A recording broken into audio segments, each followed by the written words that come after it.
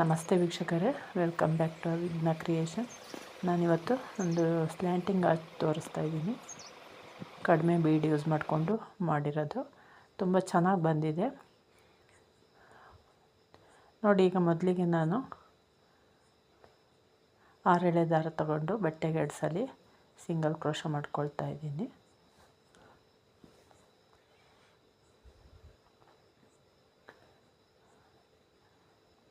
Single crochet ಆದಮೇಲೆ 5 chain ಹಾಕ್ಕೊಳ್ಳೋಣ.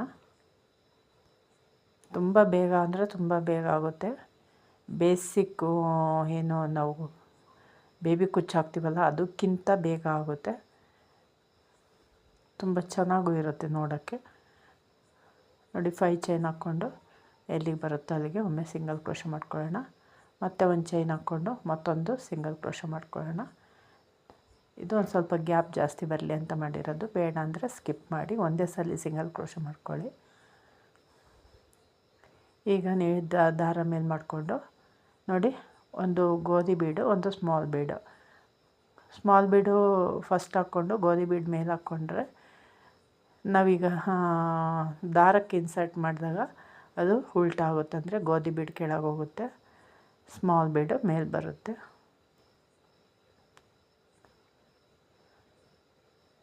ಈಗ ಲಾಕ್ ಮಾಡ್ಕೊಳ್ಳಿ ಬೀಡ್ ಲಾಕ್ ಆದಮೇಲೆ ನೀಡಲ್ ಮೇಲೆ 2 ಟೈಪ್ಸ್ ದಾರ ತಗೊಂಡು ಒಂದು 3 ಚೈನ್ ಗ್ಯಾಪ್ ಇರೋವಷ್ಟು ದೂರದಲ್ಲಿ ಡಬಲ್ ಕ್ರೋಶ ಮಾಡ್ಕೊಳ್ಳಿ.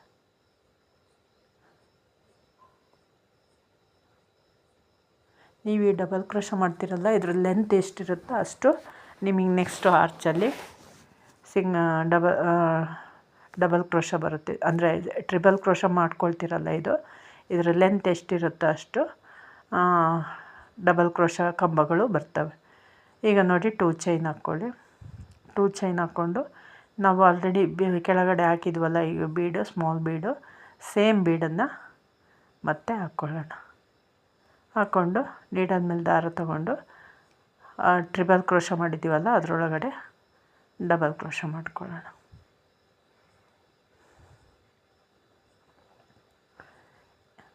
ಟ್ರಿಪಲ್ ಕ್ರೋಶ ಕಂಬ ಎಷ್ಟು ಲೆಂತ್ ಇರುತ್ತೋ ಅಷ್ಟು ನಿಮಗೆ ಕಡಿಮೆ ಲೆಂತ್ ಇದ್ದರೆ ಕಂಬಗಳು ಕಡಿಮೆ ಬರ್ತವೆ, ಜಾಸ್ತಿ ಲೆಂತ್ ಇದ್ದರೆ ಕಂಬಗಳು ಜಾಸ್ತಿ ಬರ್ತವೆ.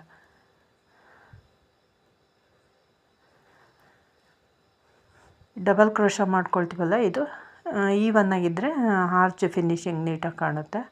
ಒಂದೇ ಸಮ ಇರಬೇಕು, ದೊಡ್ಡದು ಸಣ್ಣದು ಮಾಡ್ಕೊಳ್ದಂಗೆ.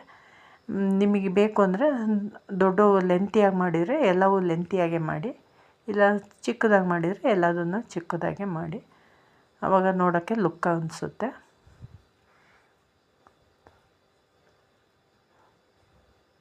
ತುಂಬ ಈಸಿ ವೀಕ್ಷಕರೇ, ತುಂಬ ಬೇಗ ಆಗುತ್ತೆ, ತುಂಬ ಬೇಗ ಅಂದರೆ ಬೇಗ ಆಗುತ್ತೆ. ನಾನು ಇಷ್ಟು ಡಿಸೈನ್ನಲ್ಲಿ ಇದು ತುಂಬ ಬೇಗ ಆಗಿರೋ ಡಿಸೈನು ಅಂದರೆ ಇದೊಂದು.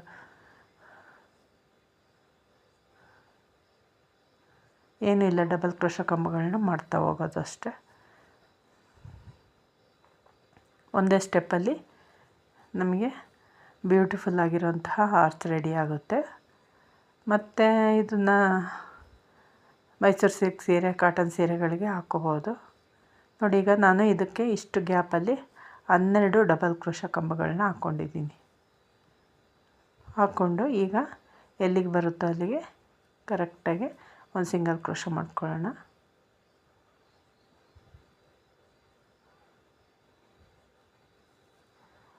ಸಿಂಗಲ್ ಕ್ರೋಶ ಮಾಡ್ಕೊಂಡಾದಮೇಲೆ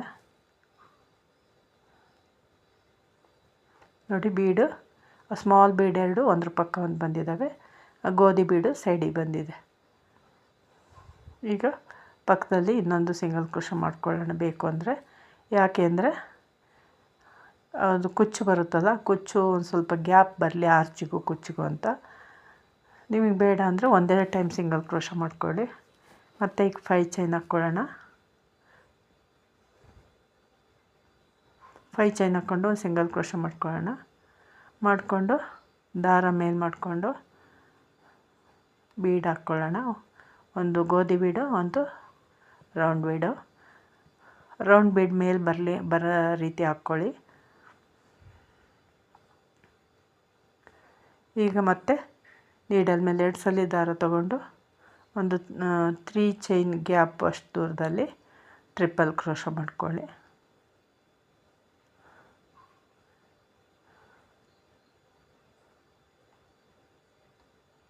ಈಗ 2 ಚೈನ್ ಮತ್ತು ದಾರ ಮೇಲೆ ಮಾಡಿಕೊಂಡು ಒಂದು ಸ್ಮಾಲ್ ಬೀಡ್.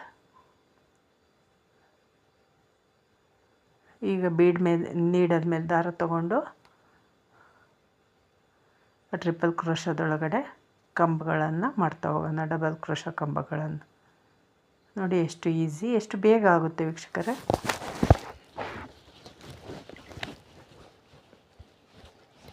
ಇದಕ್ಕೆ ನೀವು ಒಂದು 400 ಚಾರ್ಜ್ ಮಾಡ್ಬೋದು, ಎಬೋ ಚಾರ್ಜ್ ಮಾಡ್ಬೋದು.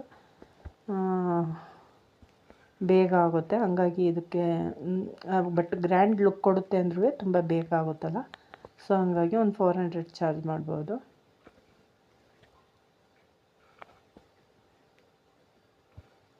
ಫಸ್ಟ್ ಆರ್ಚಲ್ಲಿ ನಾನು 12 ಕಂಬಗಳನ್ನ ಮಾಡ್ಕೊಂಡಿದ್ದೀನಿ, ಸೊ ಹಂಗಾಗಿ ಈ ಆರ್ಚಲ್ಲೂ ಕೂಡ ಅಷ್ಟೇ ಕಂಬಗಳನ್ನು ಮಾಡ್ಕೋಬೇಕು.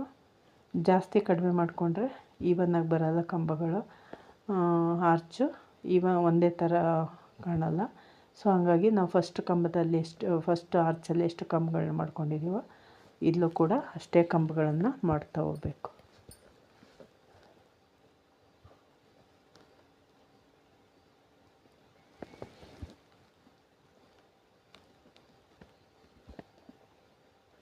ನೋಡಿ ಈಗ 12 ಕಂಬಗಳಾಯಿತು.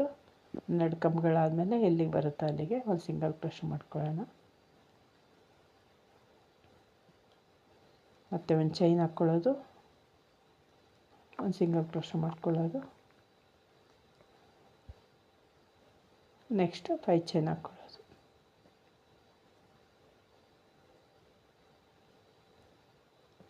ಚೈನ್ ಹಾಕ್ಕೊಂಡು ಎಲ್ಲಿಗೆ ಬರುತ್ತೋ ಅಲ್ಲಿಗೆ ಒಂದು ಸಿಂಗಲ್ ಕ್ರೋಶ ಮಾಡ್ಕೊಳ್ಳೋದು. ಸೊ ಹಂಗೆ ಕಂಟಿನ್ಯೂ ಆಗೋದು. ಈಗ ದಾರ ಮೇಲೆ ಮಾಡ್ಕೊಂಡು ಬೀಡ್ ಹಾಕ್ಕೊಂಡು ಕಂಟಿನ್ಯೂ ಮಾಡಬೇಕು. ನೋಡಿ ಈ ರೀತಿ ಬಂದಿದೆ. ನಾನು ಒಂದು 5 ಆರ್ಚ್ ಕಂಪ್ಲೀಟ್ ಮಾಡಿದ್ದೀನಿ. ಕಂಪ್ಲೀಟ್ ಮಾಡಿದ್ಮೇಲೆ ಈ ರೀತಿ ಕಾಣುತ್ತೆ. ನಾವು 5 ಚೈನ್ ಹಾಕ್ಕೊಂಡಿದ್ದೀವಲ್ಲ, 5 ಚೈನ್ ಗ್ಯಾಪ್ ಇದೆಯಲ್ಲ ಅಲ್ಲಿಗೆ ಕುಚ್ಚು ಹಾಕೋಣ. ಕುಚ್ಚು ಹಾಕಿದ್ಮೇಲೆ ಈ ರೀತಿ ಕಾಣುತ್ತೆ. ನೋಡಿ ಎಷ್ಟು ಕ್ಯೂಟಾಗಿ 1 ಅವರಲ್ಲಿ ಕಂಪ್ಲೀಟ್ ಆಗೋಂತಹ ಡಿಸೈನ್ ಇದು. ಅಷ್ಟು ಬೇಗ ಆಗುತ್ತೆ. ಇಷ್ಟ ಆದರೆ ಒಂದು ಲೈಕ್ ಕೊಡಿ ವೀಕ್ಷಕರೇ. ಪ್ಲೀಸ್ ಸಬ್ಸ್ಕ್ರೈಬ್ ಮಾಡ್ಕೊಳ್ಳಿ ನನ್ನ ಚಾನಲ್ನ, ಶೇರ್ ಮಾಡಿ. Thank you for watching.